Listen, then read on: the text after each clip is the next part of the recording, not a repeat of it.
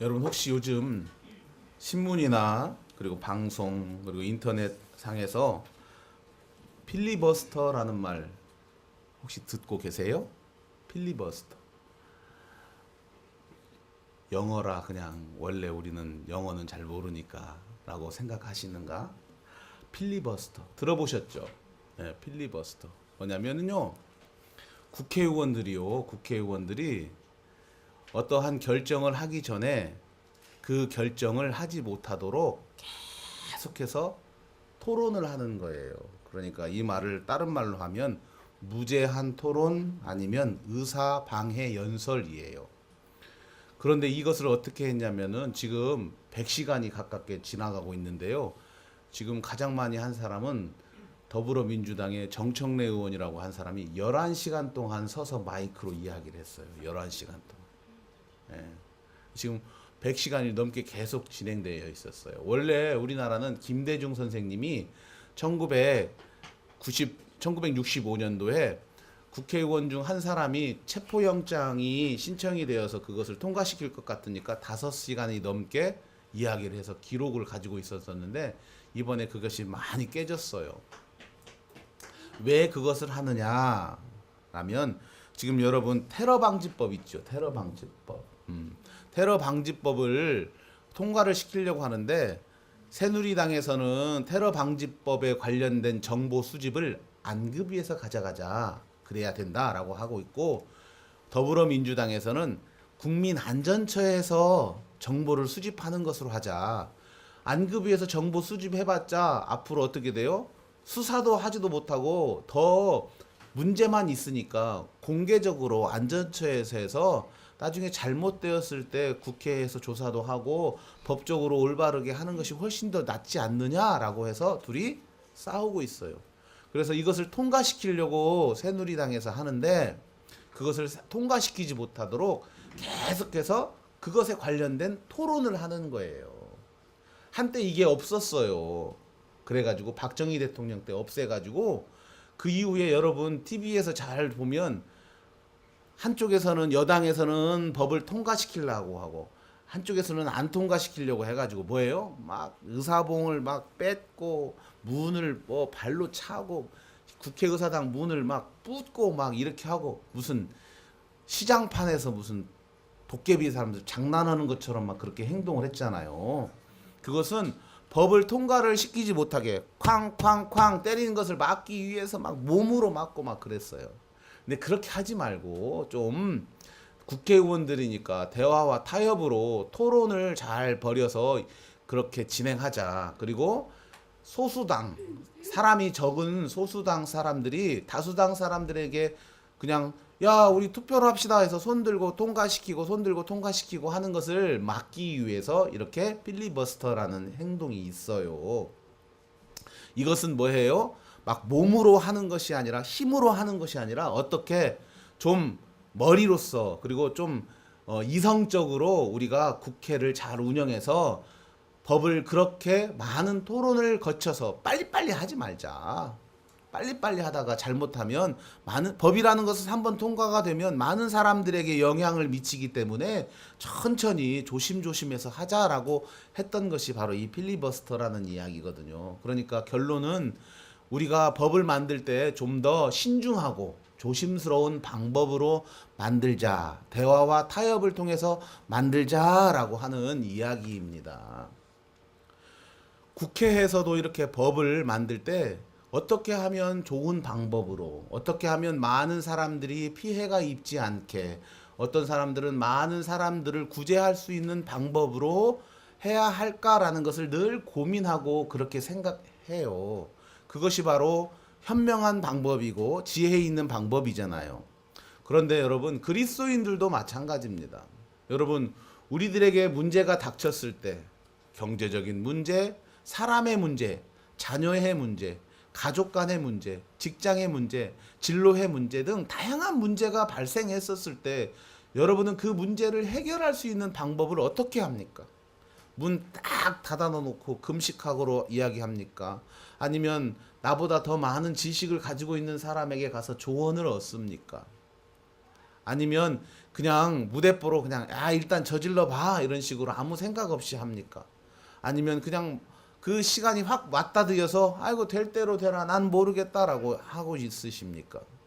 어떠한 식으로 여러분 어떠한 방법으로 문제를 해결하고 있습니까?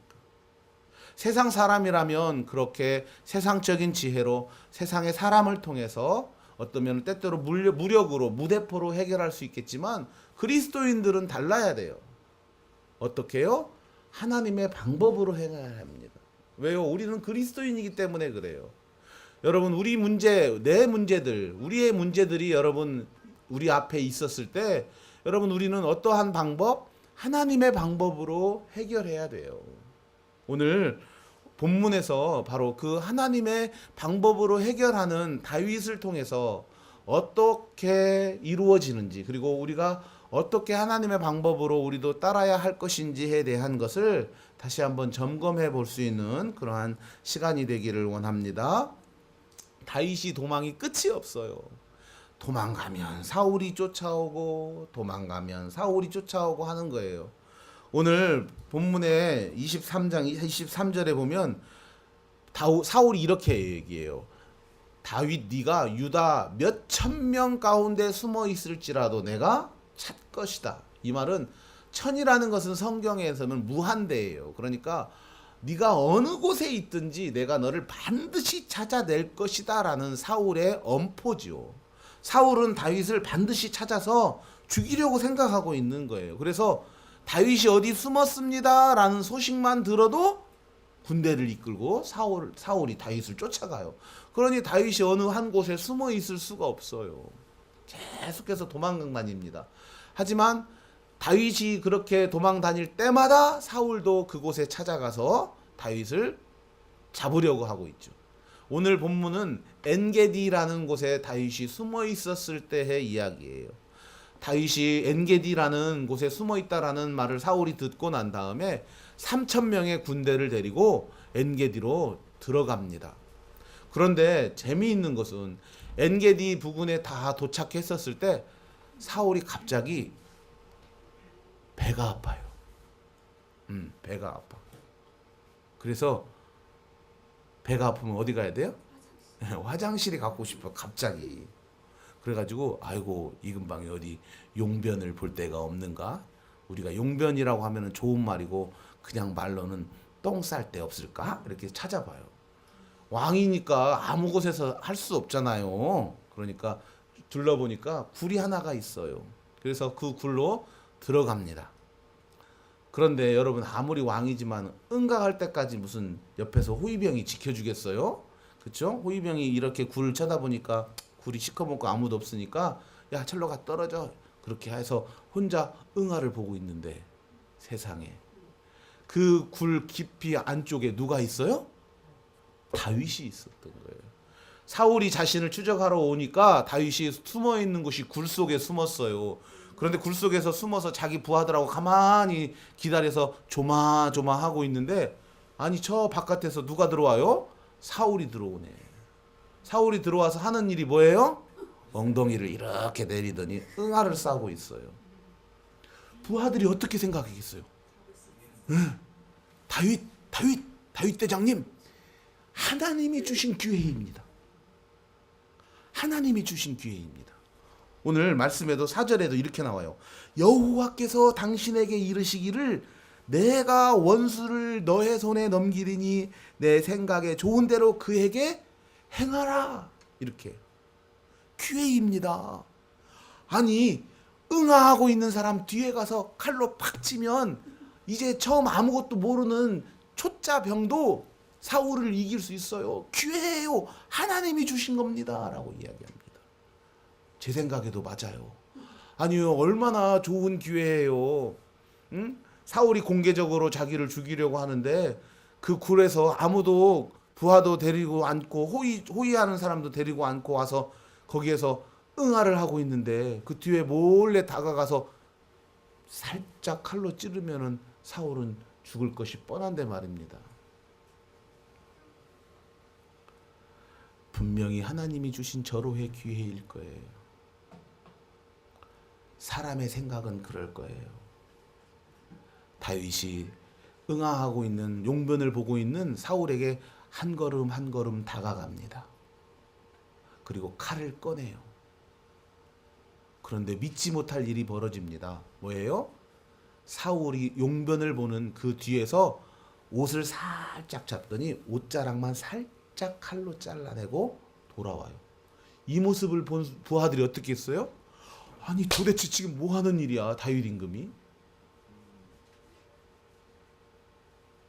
그리고 성경은 뭐라고 표현하냐면 다윗이요, 사울을 칼로 찌른 것도 아니고 응아하는 사람 확 주저앉힌 것도 아니고 뒤에서 조그맣게 뭐예요, 옷자락 자른 것을 가지고 돌아오면서 뭐라고요? 마음에 찔린다라고 표현하고 있어요.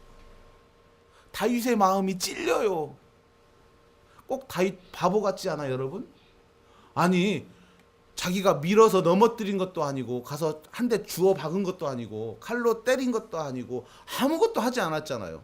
그저 옷자락 뒤에 조금을 살짝 잘라온 것 가지고 다윗이 무엇은 마음이 드냐면 마음이 찔렸다라고 이야기를 합니다. 왜 마음이 찔렸느냐? 오늘 우리가 읽은 본문이에요. 사울을 누가? 여호와께서 기름을 부은 자인데 내가 그의 옷자락을 자른 것 가지고 내가 마음에 찔려 한다라고 다윗이 이야기를 하고 있어요. 아무리 사울이 다윗을 죽이려고 했다 할지라도 다윗이 보기에 사울은 뭐예요? 여호와께서 기름을 부은 선택받은 사람이다라는 사실이에요. 자기를 죽이려고 하는 사울로 보는 게 아니라 누구로? 하나님께서 선택한 사울로, 하나님께서 기름 부은 사람으로 봤기 때문에 그 기름 부은 사람의 뒤 옷자락을 자기가 잘랐다라는 그 사실을 마음에 찔려하고 있다라는 사실이에요. 여러분, 바늘도둑이 소도둑 된다라는 말 있지요.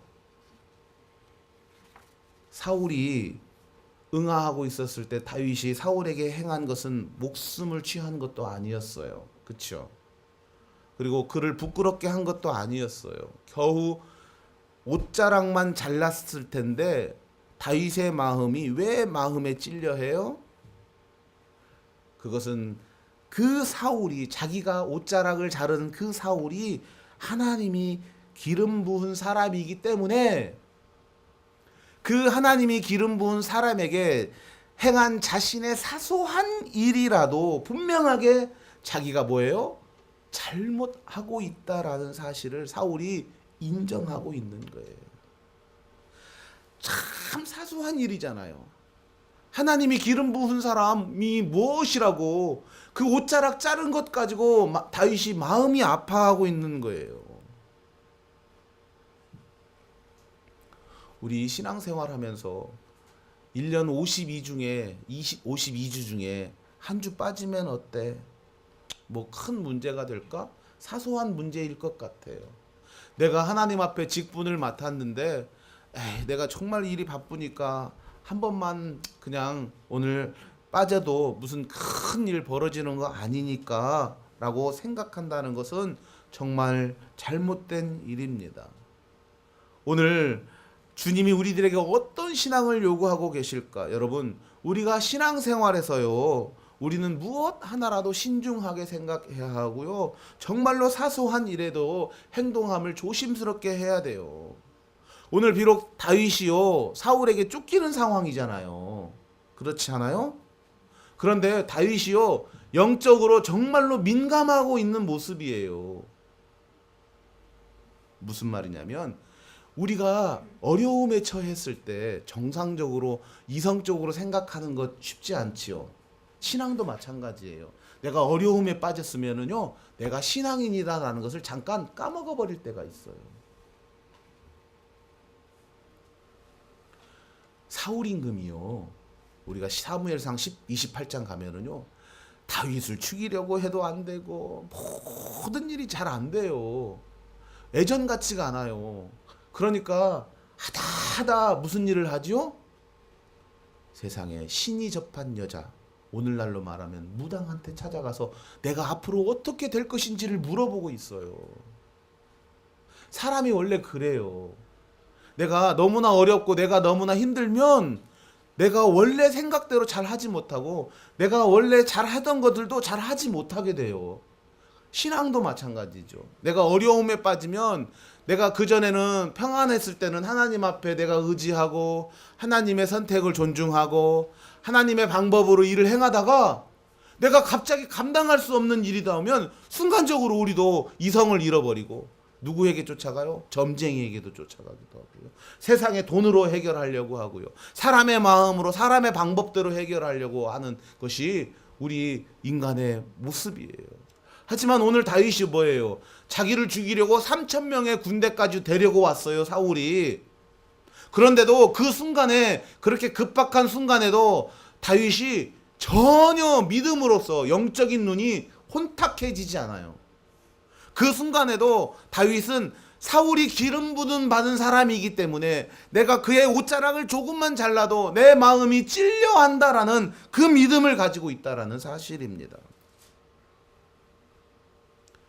아무리 어려운 상황 속에서도 여러분, 우리가 우리의 생각대로 세상의 방법대로 문제를 해결하려고 하지 마시고 오직 하나님의 방법으로, 하나님의 선택으로, 하나님의 생각으로 우리가 집중할 수 있는 신앙인의 모습 되시기를 소망합니다. 실수하지 않기를 바랍니다.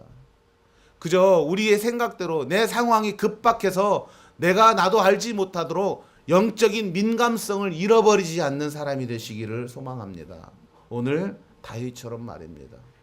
다윗은 그 상황에서, 쫓기는 상황에서, 자신의 목숨을 잃어가는 그 상황에서도 하나님을 향한 영적인 민감성, 저 사울이 비록 나를 죽이려고 할지라도 저는 그 사울은 하나님의 기름 부음 받은 자이다라는 사실을 분명히 알고 그 믿음대로 결코 흔들리지 않았기에 그 조그만한 자기의 실수조차도, 자기가 옷자락을 자르는 그것 자체도 마음에 찔려하고 있는 영적 민감성을 가지고 있었다라는 사실입니다. 바로 그 영적 민감성을 어떠한 상황 속에서도, 어떠한 어려움 속에서도, 어떠한 혼란 속에서도 우리 함께 가질 수 있는 은혜가 되기를 원합니다. 다윗은 자신이 부하들이 사울을 죽이라는 것을 막았잖아요. 그리고 사울이 총총히 이제 굴 밖으로 나갑니다. 그리고 얼마 시간이 지난 후에 다윗도 굴 바깥으로 나와서 멀리 가고 있는 사울을 향해서 이렇게 불러요. 내 주 왕이여 라고요. 호칭에는 그 사람 마음이 담겨 있잖아요. 그치요? 내가 무시하면은요, 님자도 잘 안 붙여요.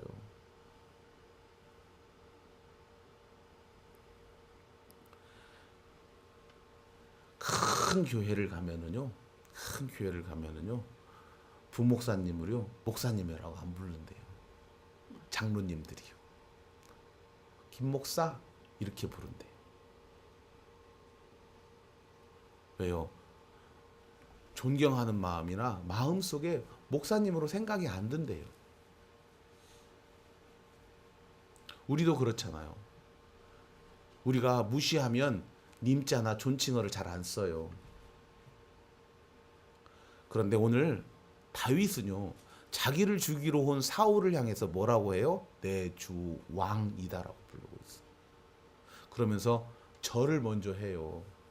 그냥 사울이 자신보다 연장자라서 절하는 것은 아닌 것 같아요.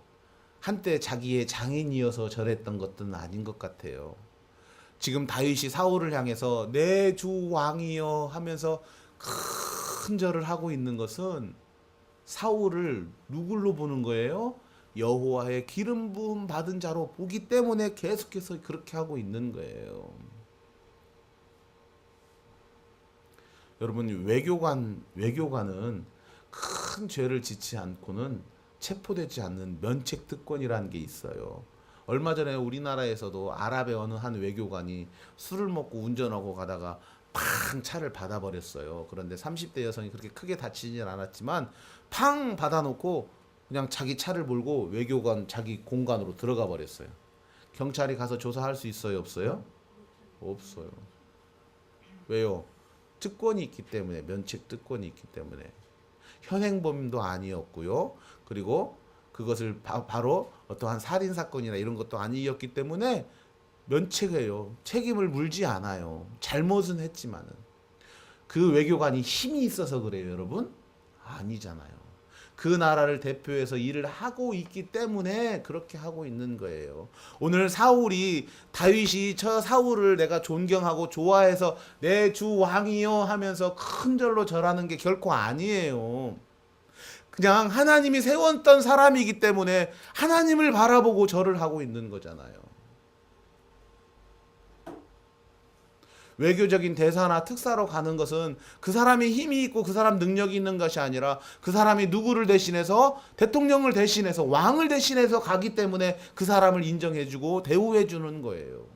오늘 여러분 목회자가 자격이 있어서 존경을 해달라는 것이 결코 아니에요. 하나님 앞에 기름을 부음 받았기 때문에 그 뒤에 계시는 하나님을 보고 우리가 목회자를 존경해주고 그의 말을 따르고 하는 거예요.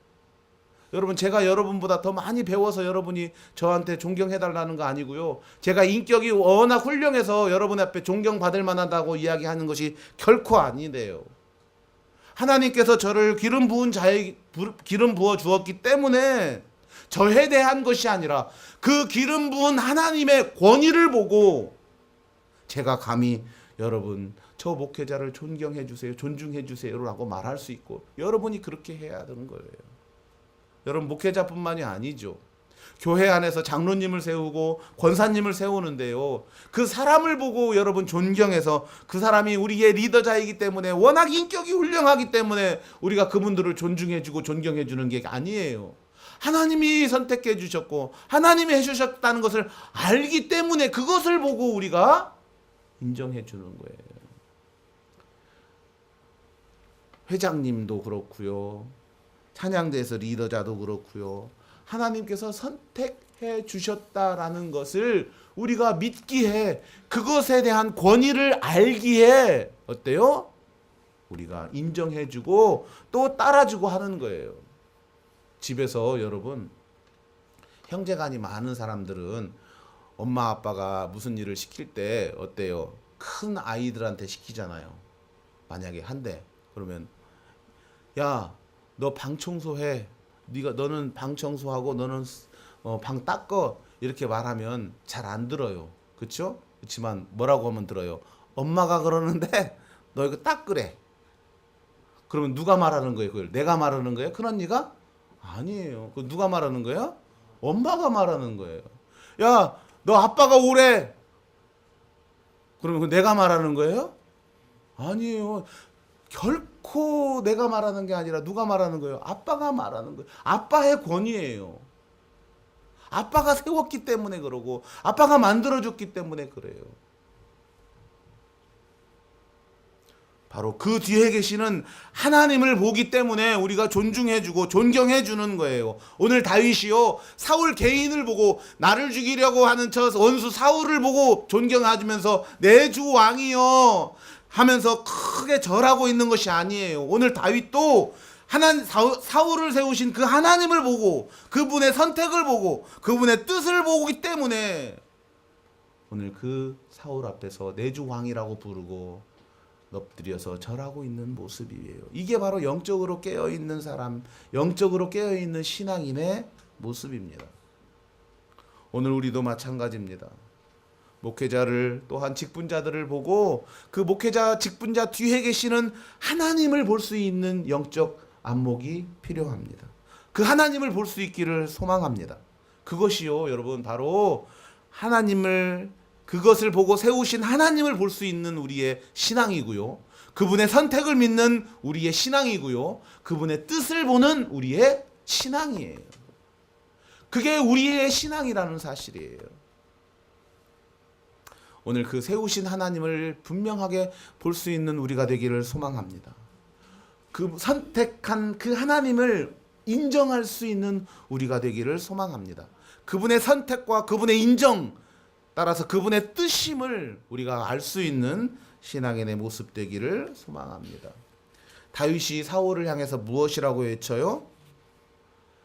사울 임금님, 나는 당신을 죽일 생각이 전혀 없습니다. 왜 나를 그렇게 찾아와서 죽이려고 하십니까? 나는 당신을 전혀 죽일 생각이 없습니다. 왜요? 왜냐하면 당신은 기름 부은 자이기 때문입니다 라고 다윗이 다시 한번 이야기를 해요. 그러면서 옷자락을 보여주잖아요. 내가 당신 용변 볼 때 이렇게 잘랐습니다. 내가 당신 죽일 수 있었습니다. 내 부하들이 당신 죽이라고 했어요. 하지만 당신은 하나님이 기름 부은 자이기 때문에 내가 결코 할 수 없었습니다. 내가 결코 당신을 해할 수 없었습니다. 내가 칼을 들어서 당신을 죽일 수 없었습니다. 그리고 앞으로도 영원히 내가 당신을 죽이지 않을 겁니다. 왜요? 15절에 이렇게 이야기합니다. 여호와께서 재판장이 되어서 나와 왕 사이를 심판하사 나의 사정을 살펴 억울함을 풀어주시고 나를 왕의 손에서 건지시기를 원하기 때문입니다 라고 말합니다. 사울과 다윗의 문제는 누가 해결해요? 하나님이 해결할 것이다 라고 다윗이, 내가 해결할 문제가 아닙니다 라고 다윗이 이야기하고 있어요. 부하들은 지금 기회입니다. 하나님이 기회를 주셨어요. 다윗 대장님, 지금 당장 사울을 어떻게 해도 괜찮을 것 같아요 라고 말하지만 그 문제는 내 문제가 아닙니다. 내가 할 수 있는 문제가 아닙니다. 오직 하나님의 생각으로, 하나님의 방법으로, 하나님의 뜻으로 내가 그 일을 할 것입니다 라고 오늘 다윗이 이야기하고 있다는 사실입니다. 여러분, 살다 보면 우리가 다윗처럼 우리의 생명의 위협을 느낄 때도 있고요. 때때로 답답하고 억울할 때도 있을 거예요. 내가 잘못한 것도 아니, 다윗이 잘못한 거 하나도 없잖아요. 그저 하나님의 뜻대로 했던 것뿐인데 오해를 사서 잘못된 사울의 시기심으로 어려움을 계속 당하고 있어요.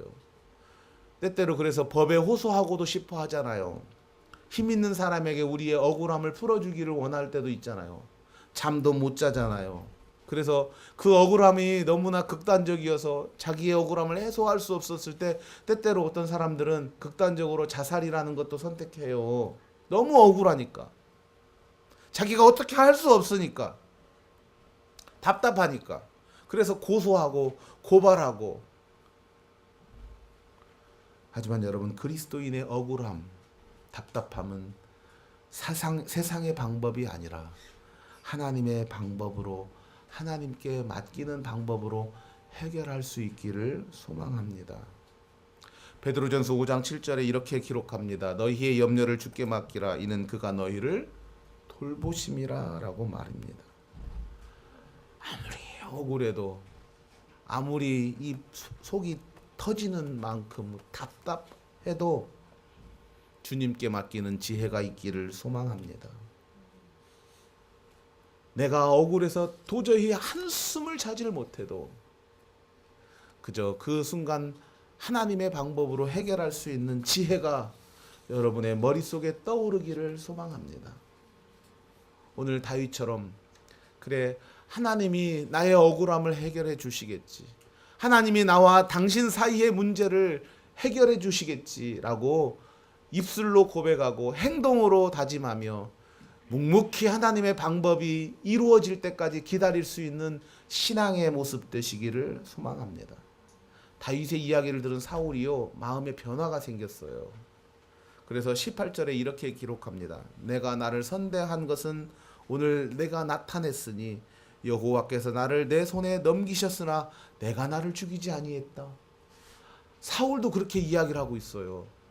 여호와께서 나를 너에게 넘겨주셨나 보다. 하지만 너가 나를 죽이지 않았구나 라면서 20절에 이렇게 말을 합니다. 나는 내가 반드시 왕이 될 것을 알고 이스라엘 나라가 내 손에 견고히 설 것을 아노라 라고요. 사울이 갑자기 이걸 알았을까요? 아니요. 사울은 다윗의 방법이 아니라 다윗이 하나님의 방법으로 하고 있음을 알고 더 이상 자신의 손을 벗어났다라는 다윗의 모습을 깨닫는 거예요. 아하, 다윗은 더 이상 내가 할 수 있는 부분이 아니구나. 그래서 20절에 그렇게 고백하고 있다라는 사실입니다. 하나님의 방법으로 어떠한 희생도 없이, 생각해 보세요. 여러분, 다윗이 사울을 그렇게 용변을 볼 때 살해해가지고 이스라엘의 왕으로 됐다라고 생각해 보세요. 수도 없이 많은 피를 흘리면서 왕의 자리를 올라갔을 거예요. 수도 없이 많은 사람들이 인정해 주지 않았을 거예요. 오늘 사울이 다윗을 향해서 그래 네가 내 다음 왕이 될 것이다 라고 선포하는 그것을 들은 그 많은 사람들은 이제 더 이상 하나님의 생각과 사울의 생각과 모든 것들이 다윗이 분명하게 왕이 될 것이다 라는 것을 깨닫게 되는, 선포하는 그러한 중요한 자리가 되고 있다라는 사실입니다. 다윗의 행동은 자신이 어떻게 하는 것이 아니라 하나님의 방법으로 행함으로 다음 왕이 다윗이 된다라는 것을 사울의 입술을 통해서 고백하게 만드는 아주 놀라운 일이 발견되죠. 그리고 사울은 그렇게 이야기하여 내 후손도 살려달라고. 단순히 그가 기름 부음 받았다는 것, 그것을 통해서 하나님의 방법으로 해결하려고 했던 다윗은 자신이 가지고 싶었던 것 그 이상으로 많은 것들을 얻는 오늘의 본문의 말씀을 볼 수 있습니다. 결론입니다. 여러분, 다윗은 도망 중에도요 자신의 신앙을 분명히 지켰어요. 영적으로 결국 흩틀리지 않습니다. 우리가 정말로 자칫하면 많이 겪는 실수가 바로 우리가 겪을 때, 우리가 힘들 때 영적으로 우리 자체도 혼란스러워진다라는 사실이에요. 그때 우리가 하나님의 뜻을 발견하기가 가장 어려워요. 평상시에는 우리가 하나님의 뜻을 알고 하나님의 방법대로 하는데요, 우리가 어려움을 닥치는 그 순간 하나님의 방법을 잊어버릴 때가 많아요. 하지만 그 어려움이 왔을 때마다 오늘 다윗을 기억하시고 우리가 하나님의 방법을 생각해낼 수 있는 지혜로운 하나님의 사람이 되시기를 소망합니다. 오늘 지금 여러분 어떠한 문제에 직면해 가지고 계십니까? 어떠한 고민이 있으십니까? 세상의 방법으로, 세상의 지식으로 해답을 찾지 말기를 소망합니다. 하나님의 방법으로, 하나님의 맡기며 하나님의 뜻이 온전함을 깨닫고 하나님의 선택을 믿는 그러한 신앙인의 모습 되시기를 소망합니다. 오늘 하나님의 방법대로 행한 다윗이 받아 누린 축복처럼 우리도 하나님의 방법대로 우리의 삶을 살아가며 다윗에게 주신 하나님의 축복을 함께 누릴 수 있는 우리가 되기를 소망합니다.